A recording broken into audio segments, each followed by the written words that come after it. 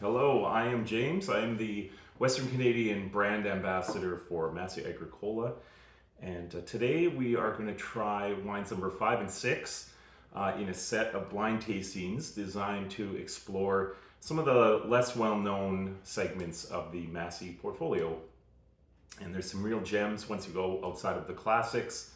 You know, wines like Campofiore and Costa Serra, of course, we all know and love.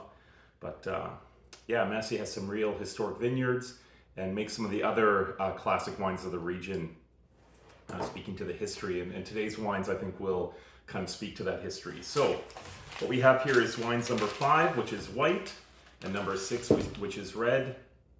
Nothing too fancy here.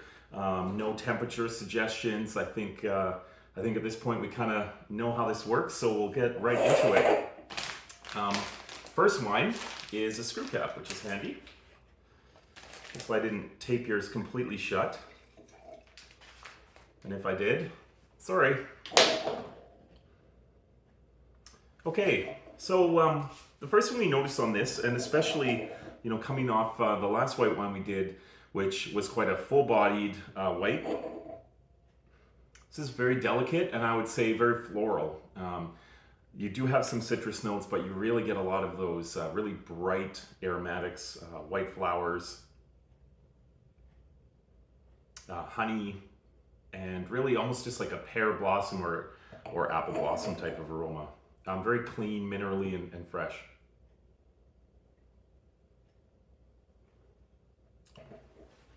Yeah, that kind of echoes on the palate. You know, great, wonderful acidity. It's very clean. You know, again, it has that kind of ripe pear where there's a little bit more texture to it, but it's still definitely quite a light white wine. And you know, drinking this just, to me, is kind of that classic Italian white wine experience. And you can really picture yourself sitting, you know, on a hot day in Venice or Verona, or maybe up in the hills where this wine is from. And just kind of, you know, soaking in the sunshine, having some local cuisine. And this wine is the perfect refresher. It's just versatile, goes with a variety of foods. And yeah, you may have guessed, has this wonderful new label that matches it with other wines in the range, like the Bartolino, like the Valpolicella, and like the Lugana, which is now added to the family as well in baby blue. So this is the Leveri Soave. So Soave, of course, is made with the Garganega grape, which is a grape that when I was first learning about wine was compared to Chardonnay in some ways, and that it is somewhat neutral, but it has some body, and it picks up where it's grown and kind of takes on character of place. And I think when you taste this wine, you get that. Some of the brighter acidity then comes from the Trebbiano, which is a part of the blend as well. So yeah, classic wine of the Veneto, Soave, and Masi's version is, you know, kind of right down the center of the fairway. Very, very classic, very clean, but still has that classic varietal character. So, you know, the customer for something like the Masi Soave, you know, when you're having classic Italian food and you need that crisp, clean, refreshing white, it's almost hard to imagine something that's more versatile than a bottle of Soave, and kind of a nice alternative to, you know, if you were thinking of going for a more mass market like Pinot Grigio, this is a great way to kind of diverge into something that maybe gives you a bit more of an experience and has a bit more authenticity to it.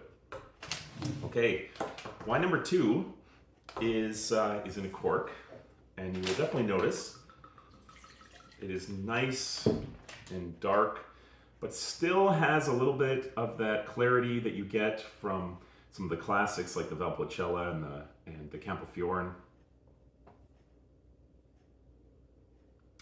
Yeah, lots of bright red fruits, but you also get a touch of some more darker things here, some dark chocolate, and I think in particular you get a little bit of an earthy, kind of leathery note, not just that bright red fruit that you associate with wines from the Veneto.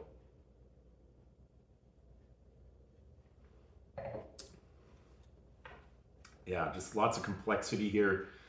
It's bright and refreshing and clean, like you'd expect, good acidity, kind of light, it dances across the palate, but really what you notice on the finish is that leathery note just kind of, adds this unique kind of characterful element on the finish. And I think this is one you might want to decant, give it some air, and that fruit will come a little bit more forward and it'll get rounded out. Not a lot of tannin, but a little bit more tannin than you might expect for wines of this region in particular.